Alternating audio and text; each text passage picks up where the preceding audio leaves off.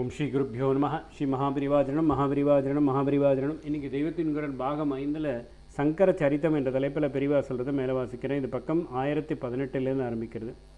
மண்டனர் சரசபாணி தம்பதியை வென்றது. ஒரே காரியக்காரர் வீட்டுக்கு ஒரே சும்மா நிலைக்காரர் போய் சேர்ந்தார். மண்டன மிஸ்ரர் குமாரில பட்டரைப் போல மாற்று கட்சிக்காரரை மதித்து வரவேற்கும் குணமுள்ளவராக இல்லை. வேத கர்மாக்களை விட்டுவிட்டு ஞானம் என்று சொல்லிக் கொண்டிருக்கும் சந்நியாசிகள் என்றால் அவருக்கு கட்டோடு பிடிக்காது. அவர்களை பார்த்தாலே பாபம் என்று நினைத்தார். அந்த வீட்டுக்கு அழையா விருந்தாளியாக ஆச்சாரியால் போய் சேர்ந்தார். எத்தனை விரோத பாவம் கொண்டவரானாலும் நாம் சத்திய தத்துவத்தை அவர்களுக்கு எடுத்து சொல்லாமல் இருக்கக்கூடாது என்ற கருணையிலே. அன்றைக்கும் பார்த்து மண்டன விஸ்வரர் வீட்டில் சிரார்த்தம். இப்படி ஒரு பித்திருக்கர்மாவில் சந்நியாசியை பார்த்தால் இரட்டிப்பு பாவம் என்று அவர் நினைத்திருப்பார். சிரார்த்தம் என்றால் ஸ்ரத்தையோடு செய்யப்படுவது என்ற அர்த்தம். நிஜமாகவே அப்படி உள்ள மண்டன மிஸ்ரர் பண்ணி கொண்டிருந்தார்.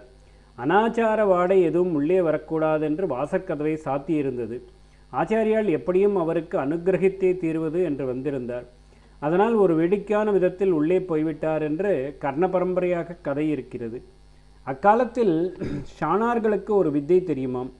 தென்னை மரத்தில் நடிபாகத்தில் ஒரு மந்திரம் சொல்லி அடிப்பார்களாம். உடனே அது துவண்டு வளைந்து உச்சி பூமியை தொடுமாம்.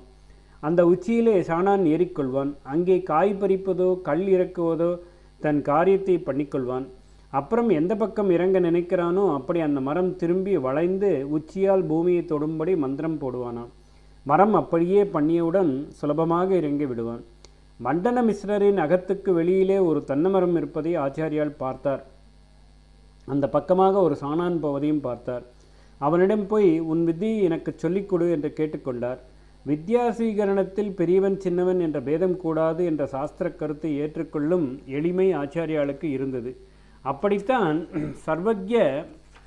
சர்வஜரானார். அவனும் சொல்லிக் கொடுத்தான். அப்புறம் ஆச்சாரியால் அந்த வித்தையால் தென்னை மரத்தை வளைத்து ஏறிக்கொண்டு அது வீட்டு உள்பக்கம் திரும்பி முற்றத்தில் தம்மை இறக்கி விடும்படி பண்ணினார். இது கர்ண பரம்பரை கதை. சங்கர் விஜயங்களில் யோக சக்தியால் உள்ளே போனார் என்று இருக்கும். இவர் உள்ளே போனபோது பிராமணர்களை போஜனத்துக்கு அமர்த்துகிற கட்டம்.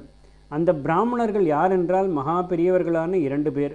ஒருவர் மீமாம்சா சாஸ்திரத்தின் ஆதாரமான சூத்திரத்தைச் சேர்ந்த ஜெய்மினி மகர்ஷி, மற்றவர் சாக்ஷாத் வியாசாச்சாரியால். மண்டன மிஸ்ரரின் அனுஷ்டான சிரத்தையை மதித்து அவர்களே கண்ணுக்கு தெரியும்படி பிராமணார்த்தத்துக்கு வந்திருந்தார்கள். சர்ப்பம் எதுவும் அண்ட முடியாமல் பரீட்சித்து எத்தனையோ பந்தோபஸ்து பண்ணி கொண்டிருந்தும் தக்ஷகன் என்ற நாகராஜன் எலுமிச்சம் பழத்தில் ஒளிந்து கொண்டு அவனிடம் போனான் அல்லவா? அப்படி மண்டன மிஸ்ரர் மகிழ்ச்சிகளை வைத்துக்கொண்டு பந்தோபஸ்தாக பித்திருக்காரியம் பண்ணியும் அவர் கண்டாலே கரித்த இந்த சந்நியாசி மூடின கதவை மீறி அவரிடம் போய் சேர்ந்தார். தக்ஷகன் விஷத்தை செலுத்த போனான். இவர் ஞானாமிரதத்தை செலுத்துவதற்காக போனார்.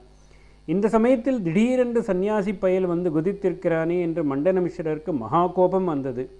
எங்கே இருந்து முண்டி என்று சத்தம் போட்டார். முண்டி என்றால் மொட்டை தலைக்காரன். சௌள சம்ஸ்காரம் பண்ணி வைக்கிற குடுமியை சந்நியாசி அறுத்து போடுவதால் மீமாம்சகர்கள் அவரை முண்டி என்று கரித்து கொட்டுவார்கள். எங்கே இருந்து வந்து தொலைஞ்சே என்ற அர்த்தத்தில் இவர் எங்கே இருந்து முண்டி என்று கேட்டார்.